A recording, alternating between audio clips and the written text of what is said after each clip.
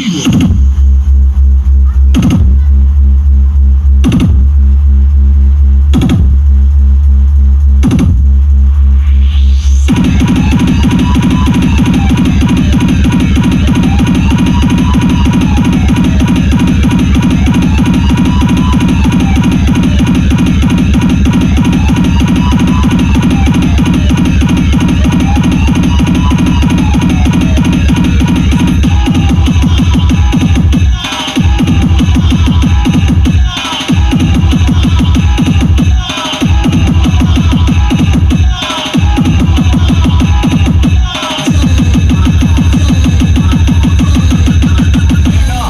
Competition करने के लिए दूध पी के आना, दूध पी के, चाहे डिब्बा का चाहे अपने माई का, लेकिन आने से पहले नाम रट लेना।